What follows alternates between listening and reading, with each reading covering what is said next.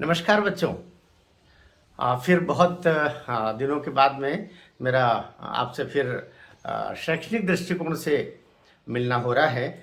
आज बड़ा महत्वपूर्ण दिन भी है और इस दिन के साथ में आपसे बात करना और ज़्यादा महत्वपूर्ण है।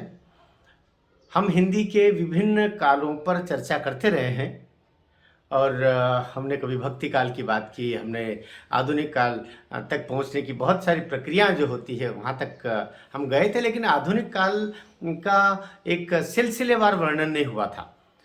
हमने आदिकाल, भक्ति काल, रीति काल, इस पर सिलसिलेवार मेरे 3 वीडियो हैं अलग अलग, वो आप देखेंगे। उस पर काल के हिसाब से पूरा उनमें वर्णन है। महत्वपूर्ण कवि भी हैं, महत्वपूर्ण रचनाकार भी हैं, लेकिन आधुनिक काल पर एक संपूर्ण अलग वीडियो नहीं था जो मैं आज बनाने जा रहा हूं।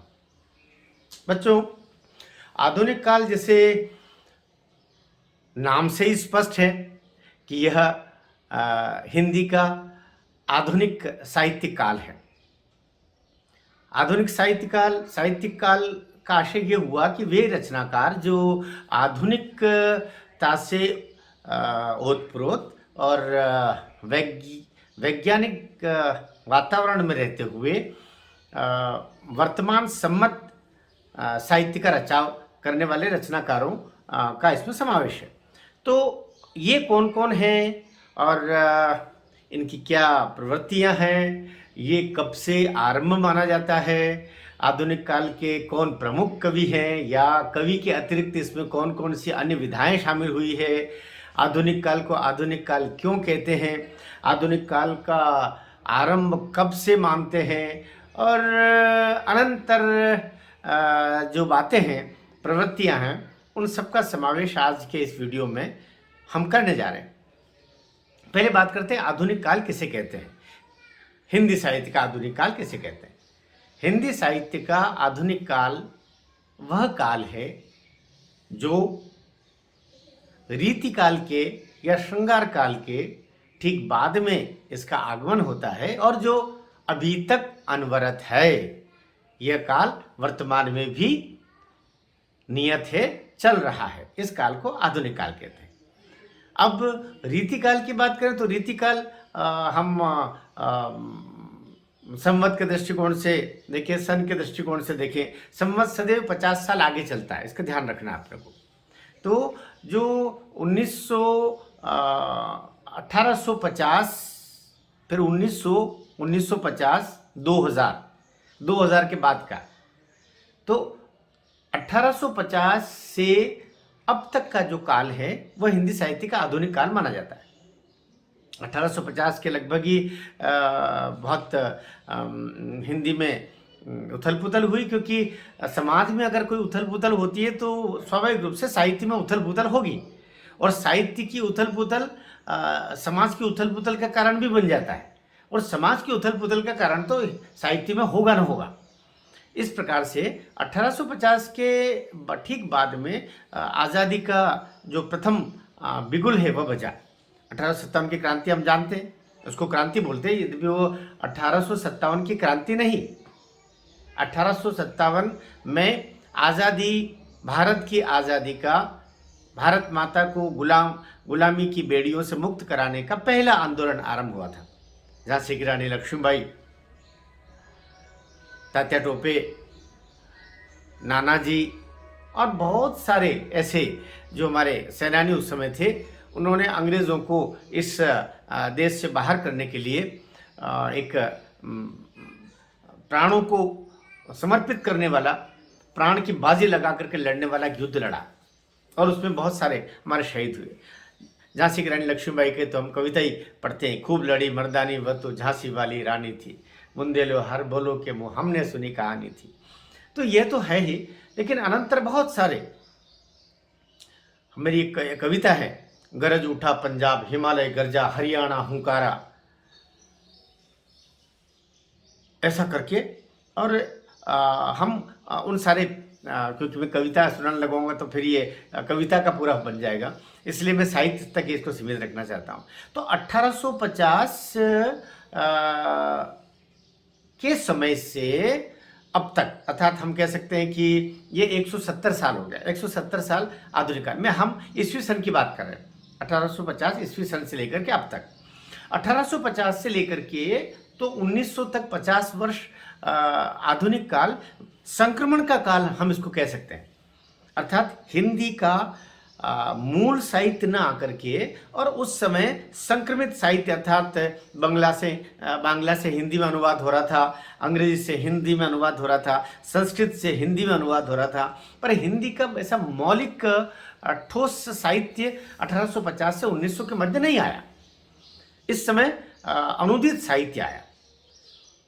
और आधुनिक काल की सबसे बड़ी विशेषता अगर हम कहें तो ये है कि आधुनिक काल गद्य के उदय के साथ आरंभ होता है। अर्थात रीति काल तक हिंदी साहित्य में गद्य न के बराबर था। आधुनिक काल 1850 के लगभग ही, 1850 से ही हिंदी में गद्य का उदय हुआ। ये बड़े 5 साहित्यकारों की बड़ी मंडली थी।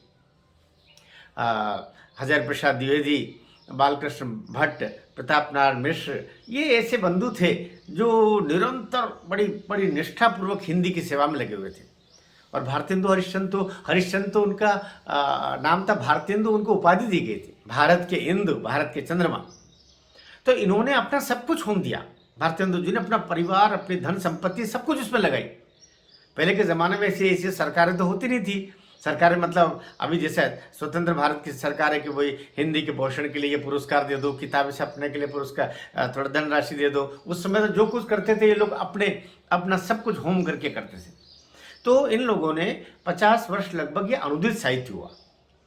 आधुनिक काल की बात कर रहे हैं, अब विशुद्ध आधुनिक काल की ही बात कर रहे हैं हम।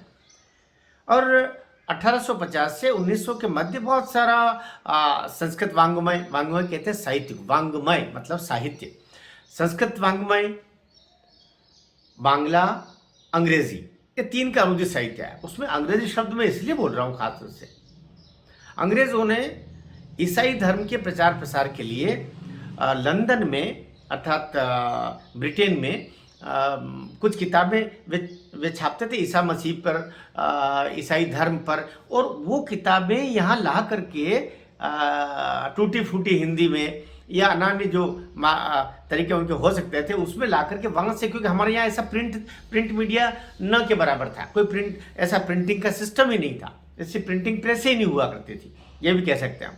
तो प्रिंटिंग प्रेस वही लोग लेके आए, ये भी कह सकते हैं। तो वहाँ से अंग्रेज़ लोग ये छोटी छोटी किताबें लेके आते थे, और उनका फिर वनवासी बंधुओं में और बहुत सारे जहाँ भी कमज़ोर लोग उनको मिलते थे, कमज़ोर कड़ियाँ हमारे सनातन धर्म की उनको मिलती थी, वहाँ पर वे ये धर्म का प्रचार प्रसार किया करते थे। इसी का परिणाम आज हम देख रहे पूर्वोत्तर में जो पूरा ईसाई धर्म जो फैला है, उसका कारण यही है कि उन वनवासी बंधुओं के बीच में ये लोग पहुंचे और वहां पर उन्होंने ईसा मसीह का प्रचार प्रसार, ईसाई धर्म का प्रचार प्रसार किया। बहरहाल ये एक अनंतर विषय हो गया। तो लेकिन प्रिंट की हुई किताबें लेके आने का सिलसिला वहां से आरंभ शुरू होता है। और उसमें भी ईसाई मिशनरीज के द्वारा जो ब्रिटेन में जो किताबें थी छोटी छोटी, वो जहाँ से यहाँ आती थी, यहाँ से फिर वो वितरण करते थे। और हिंदी का इस तरीके से, अंग्रेजी हिंदी सबकी किताबें इस तरह आना शुरू हुई।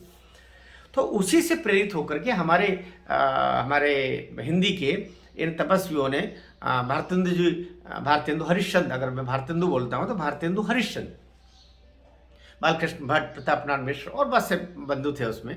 तो ये इन सब ने मिल करके और फिर किताबें निकालना शुरू की, छोटी छोटी पुस्तिकाएं निकालना शुरू की। उसमें हिंदी के नाटक पहले लिखे, संस्कृत से अनुदित होकर के इधर। तो और भारतेंदु जी ने इस काम में इस संदर्भ में बहुत काम किया। 50 साल ये संक्रमण का काल रहा। अब जब इसी समय में एक बात और हुई, ये बड़ा महत्वपूर्ण है।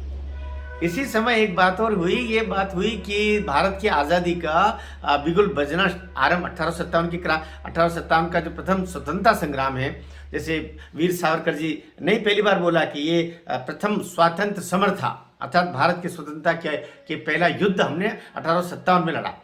तो यद्यपि उसको कुछ गद्दारी मानसिकता के भारतीयों ने उसको सफल नहीं होने दिया, लेकिन वहाँ से अंग्रेज समझ गए थे कि कुछ न कुछ हमको करना पड़ेगा। उन्होंने एक संस्था बना दी 1885 में, कांग्रेस, इंडियन नेशनल कांग्रेस, उसका नाम तो वही था, कांग्रेस था विशेषतः, भारतीय कांग्रेस। तो कांग्रेस का मतलब क्या होता है? कांग्रेस का मतलब होता है इकट्ठे करना, है ना, एक बहुत सारा समूह, लोगों का समूह जो किसी एक विचार पर केंद्रित हो। तो एक A.O. ह्यूम नाम के अंग्रेज ने ये संस्था कांग्रेस बनाई, और उसमें हमारे देश के जो ये जो जो नेशनलिस्ट लोग थे उस समय, जो स्वतंत्रता के लिए जिनके अंदर हुंकार थी, उन सबको शामिल किया। और छोटे छोटे कहना चाहिए कि ये शहरों में और उसमें जो नगर पालिका, आज के दृष्टिकोण से नगर पालिका, नगर निगम इनको कह सकते हैं, इस प्रकार के उन्होंने एक आधार बनाया कि इनको भी चुनाव करके और इनको भी अवसर दिया जाए। तो ये यहाँ से सिलसिला बना, राजनीतिक रूप से एक संगठन बना जिसमें भारतीय भी शामिल किए गए, लेकिन इसका संस्थापक एक अंग्रेज था। ये बात अलग है कि अभी भी जो कांग्रेस की जो अध्यक्षा है वे श्रीमती सोनिया गांधी है। भारत मूल की तो नहीं है, वे भी विदेशी है, लेकिन यहाँ उनका विवाह हुआ तो वे अभी हैं। तो ये भी चलिए एक अनंतर विषय हो गया। तो फिर कांग्रेस में राजनीतिक लोग हो गए।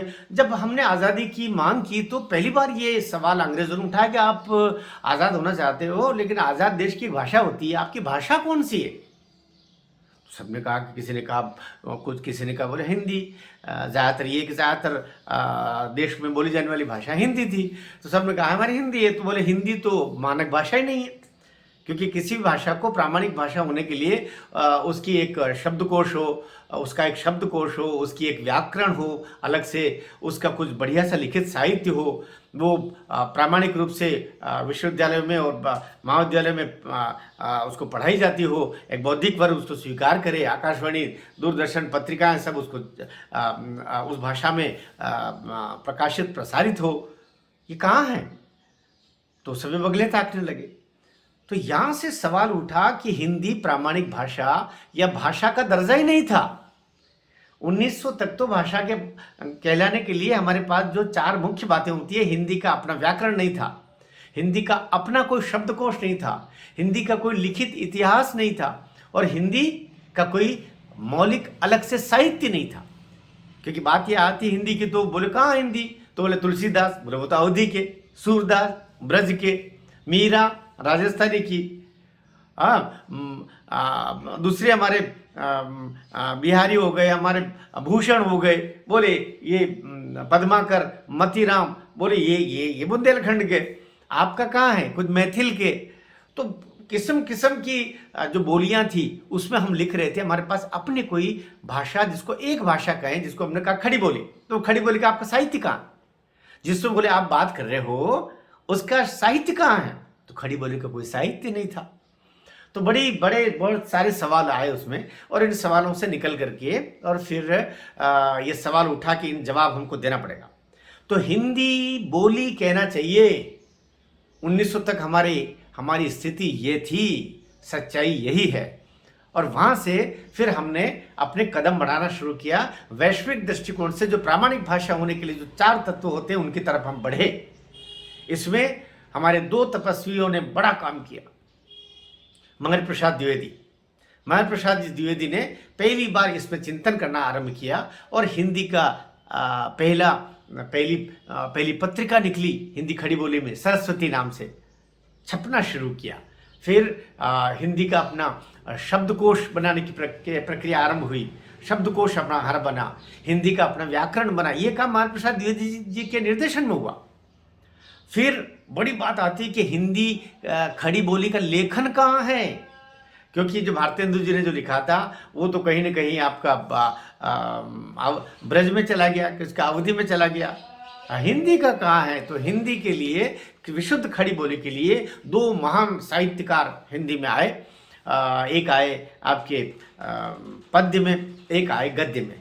पद्य में आए जयशंकर जी प्रसाद, जयशंकर प्रसाद ने, आपने देखा होगा, आपने लहर झरना, आप अगर हिंदी के विद्यार्थी हैं तो लहर झरना छोटी छोटी किताब, छोटी छोटी है वो लघु पुस्तकें, क्योंकि पहले लघु पुस्तकों का ही चलन था, ऐसी बड़ी पुस्तकें तो थी ही नहीं एक तरीके से। तो ये तो प्रिंट धीरे धीरे आगे बढ़ता गया। तो 1907 में 1907 से 1910 के बीच में लहर झरना ये सब प्रसाद जी की आई। 1915 तक तो आकर के आंसू खंड का आ गया।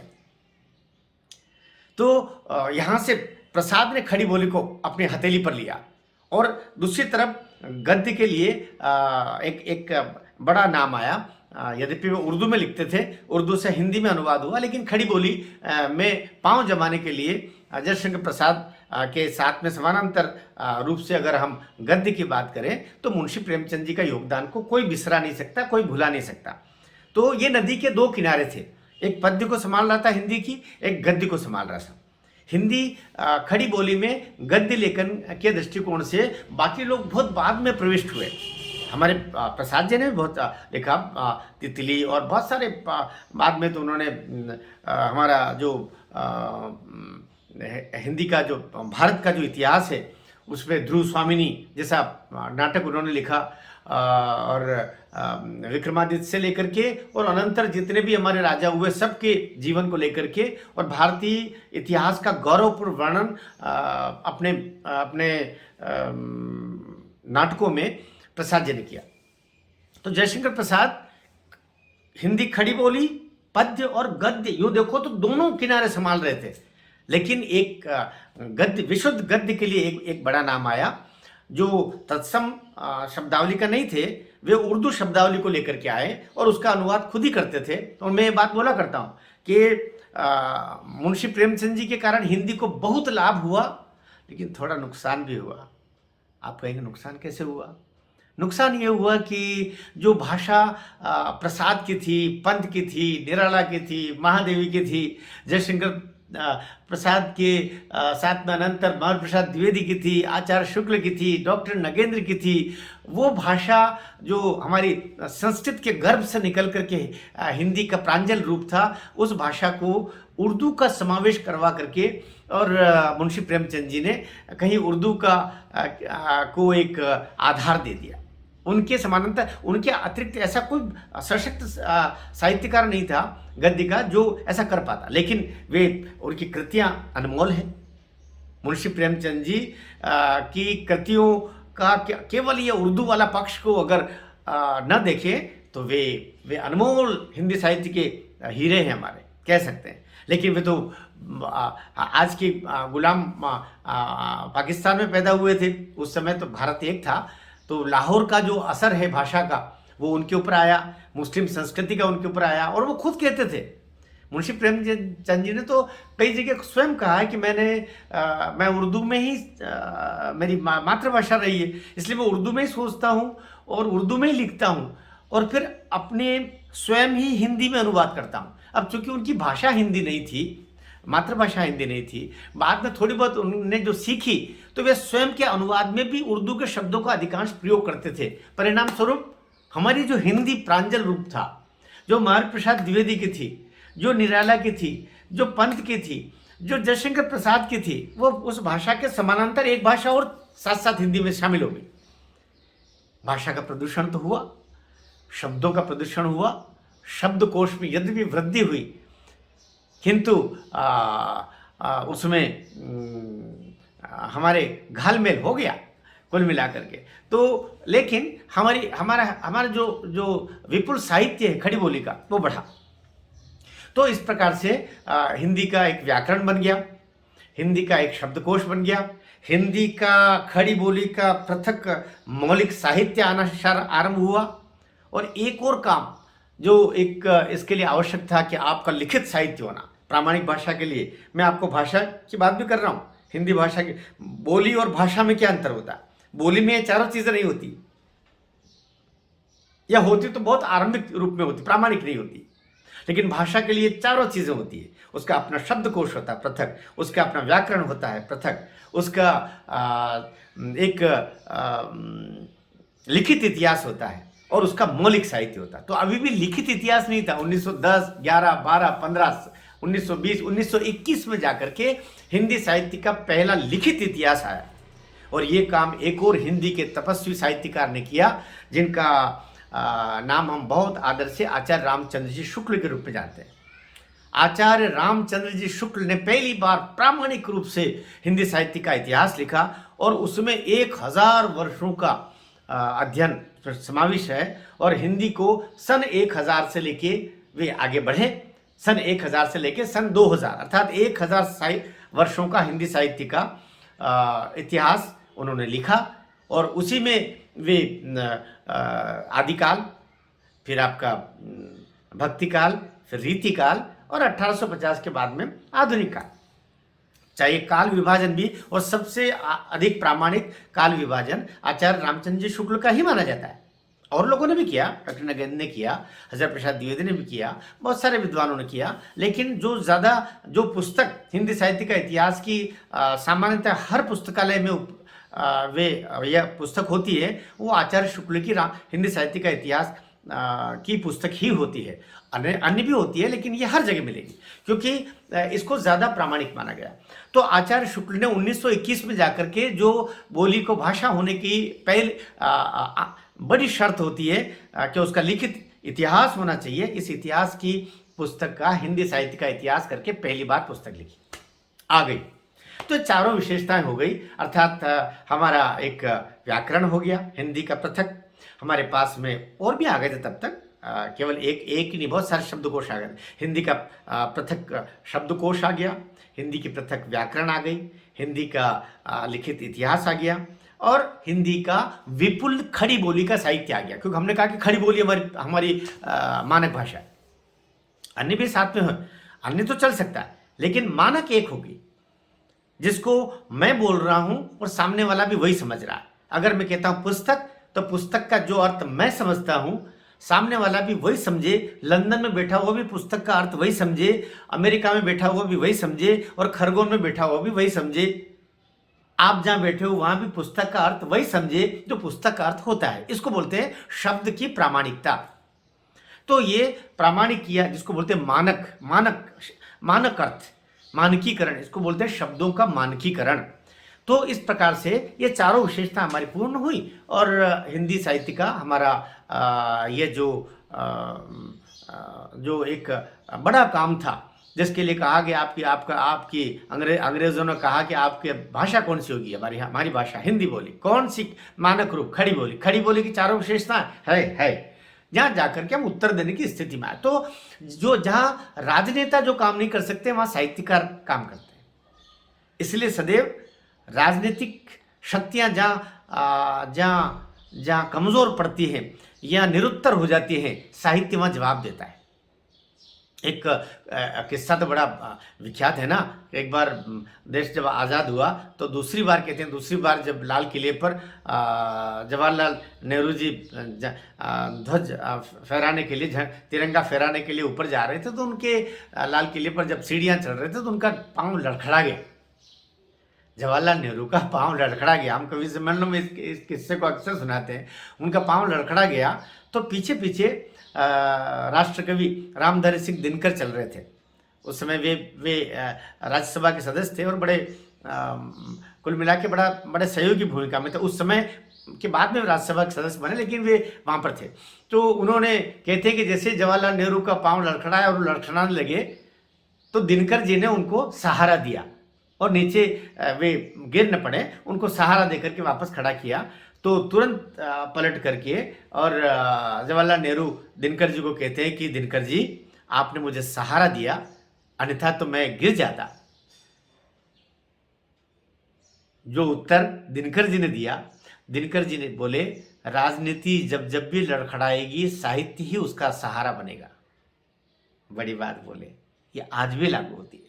आज के राजनीतिज्ञ यद्यपि जरा से कोई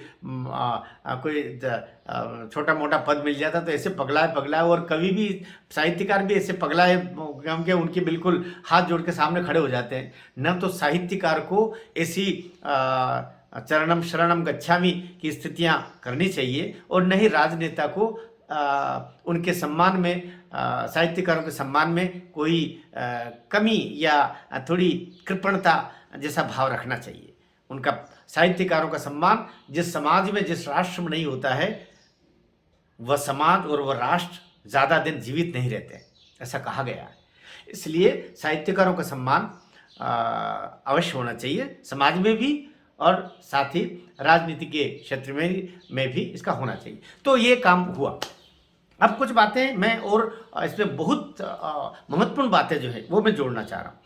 ये जो हम आगे तो 1900 तक, 1900 से 1915 का जो काल है उसको द्विवेदी युग कहते हैं। महावीर प्रसाद द्विवेदी के कारण से इसको द्विवेदी युग कहते हैं। 1912 से 1920 के मध्य कुछ लोग शुक्ल युग भी कहते हैं। आचार्य शुक्ल का वो हिंदी साहित्य का इतिहास आया और वो बड़े चर्चित रहे। उन्होंने कुछ कहानियां भी लिखी, कुछ निबंध भी लिखे। आचार्य शुक्ल के निबंध तो चिंतामणि में संकलित है। चिंतामणि खंड 1, चिंतामणि खंड 2, नाखून क्यों बढ़ते हैं, और श्रद्धा भक्ति, सब पर उनके निबंध हैं जो एमए में पढ़ाए जाते हैं, और कुछ निबंध उनके स्नातक में भी पढ़ाए जाते हैं, ग्रेजुएशन में। तो इस प्रकार से आचार्य शुक्ल का युग भी 12 से 20 के मध्य में कुछ विद्वान मानते हैं। लेकिन सन 1901 से 1915 के लगभग का एक बड़ा काल कहें हम कि द्विवेदी युग है। महावीर प्रसाद द्विवेदी जी का जो योगदान है समीक्षा के क्षेत्र में, आलोचना के क्षेत्र में, साहित्य के क्षेत्र में, और उन्होंने सरस्वती पत्रिका निकाली, और उसी में तो सारे ये विद्वान उस समय कविगण छपा करते थे। 1916 से 1935 के मध्य एक काल हम मानते हैं जिसको छायावाद कहते हैं। छायावाद के 4 कवि हुए, प्रसाद, पंत, निराला, महादेवी। जयशंकर प्रसाद, सुमित्रानंदन पंत और निराला जी और महादेव वर्मा जी। इस प्रकार से ये चार खंबे हैं, 4 स्तंभ हैं जिन पर पूरा छायावाद टिका है। अब छायावाद किसे कहते हैं? मनुष्य की छाया साहित्य में, साहित्य की छाया मनुष्य में। ये जब जिस कृति में दिखाई देती है, जिस रचना में दिखाई देती है, उस रचना को छायावादी रचना कहते हैं। उस रचना की जो प्रवृत्ति है वो छायावादी प्रवृत्ति की होती है। और इस प्रकार की रचनाएं 1915 से 1935 के मध्य निरंतर हुई। इसलिए 20 वर्ष का जो ये काल है इसको छायावादी काल या छायावादी युग कहते हैं। 1935 में एक नया युग आ गया। पहला विश्व युद्ध खत्म हुआ, दूसरे विश्व युद्ध की भूमिकाएं बनने लग गई थी। 1936 से 1942 तक का जो काल है वो प्रगतिवाद है। प्रगतिवाद, इसमें जलियांवाला बाग हत्याकांड हो गया था, रूस की क्रांति हो चुकी थी, बहुत सारा काम वैश्विक स्तर पर परिवर्तन आए थे।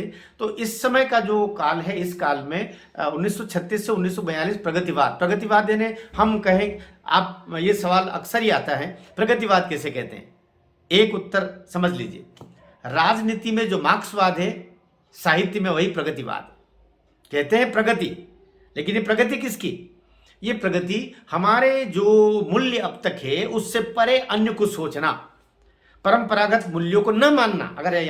मैं अगर खरी बात कहूं तो परंपरागत मूल्यों को न मान करके विद्रोह की ज्वाला, चाहे वो सामाजिक रूप से हो, पारिवारिक रूप से हो। परिवार से जब मैं बात करता हूं तो स्त्री विमर्श, बाल विमर्श, दलित विमर्श, इसके नाम पे सामाजिक बिखराव का साहित्य रचना, परिवार का बिखराव, सामाजिक बिखराव, राजनीतिक विद्रोह, राष्ट्र का विद्रोह भी कहीं कहीं ये भी हमको दिखाई दे जाएगा। ये आजादी से पहले शुरू हो गया था काम, ये कार्य आजादी से पहले ही हो गया। 1935 से 1942 के मध्य ये मार्क्सवादी चिंतन पूरा लेकर के आए और केवल विद्रोह की रचनाएं हुई। किसानों का विद्रोह, मजदूरों का विद्रोह, पारिवारिक विद्रोह, और इस प्रकार की रचनाएं लिखने वाले उस समय बहुत सारे हमारे रचनाकार हुए। नागार्जुन जी हुए, रचनाकार अच्छे थे, लेकिन वो उस धारा में बह करके बहुतों ने लिखा। निराला जी ने भी ऐसा लिखा, सुमित्रानंदन पंत जी की कुछ रचनाएं उसमें सम्मिलित है। शिवमंगल सिंह जी सुमन ने लिखा, अज्ञे जी इसके में का भी इसी समय समावेश हो गया था। तो बहुत सारे रचनाकारी लोग हुए। 1942 से एक विशुद्ध कविता का एक और पड़ाव आता है, नया पड़ाव आता है, जिसको हम कहते हैं कि नया ही समय है, जिसके अंतर्गत हम लोग इसको नई कविता कहते हैं। अब नई कविता क्या है? नई कविता है अर्थात कोई पुरानी कविता भी होगी। छंद से विमुख कुछ नया चलन, वैचारिक रूप से भी और भावनात्मक रूप से भी और सामाजिक रूप से भी, राजनीतिक दृष्टिकोण से भी, वैश्विक दृष्टिकोण से भी नया दृष्टिकोण लेकर के, नए शिल्प को लेकर के जो काव्य रचा गया, वो पहला तार सप्तक आया 1941-42 में। पहला तार सप्तक, उसको तार सप्तक मतलब सप्तक मतलब 7 कवि थे उसमें, 7 कवि होने से उसको सप्तक बोला गया। और सबकी एक ही विचारधारा की उसके अंदर के लोग थे, उसके अंदर समाहित लोग, उसमें अज्ञेय स्वयं थे, अनंतर बहुत सारे लोग थे। वो एक हम तार सप्तक को तार सप्तक निकले। पहला सप्तक 1942 का पहला, 1951 का दूसरा, फिर 54-55 में एक और 59 में एक और। इस प्रकार 4 सप्तक आए जहाँ तक मेरी जानकारी है। तो इनमें सब में एक ही हर सप्तक में 7 कवि थे।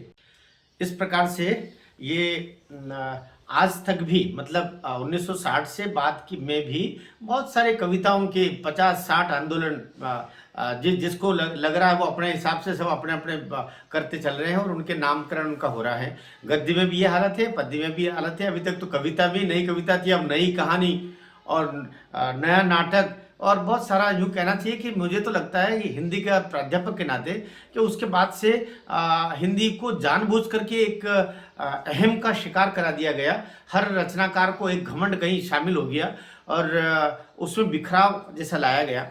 और उसका बड़ा कारण है कि साहित्य में भी वामपंथी लोगों का इतना वर्चस्व हो गया। उन पुस्तकों को वे लेके आ रहे हैं, उन लेखकों को भी आगे बढ़ा रहे हैं जो वामपंथी चिंतन के लोग हैं, अर्थात जिसमें सनातनी बोध नहीं है, राष्ट्रीयता का बोध नहीं है। ऐसे साहित्यकारों को, ऐसे तथाकथित साहित्यकारों को, उन्हीं को पुरस्कृत करना और उन्हीं की रचना फिर पाठ्यक्रम में आ रही है। परिणामतः हिंदी का मैं ये जो आखिरी का समय अभी चल रहा है, मतलब पिछले 40-45 साल, ये बड़े ही 50 साल भी कह सकते हो, वे मौलिक रचनाकारों के लिए बड़ी पीड़ादायक हैं। अच्छे साहित्यकार और अच्छे साहित्य दोनों के साथ में ही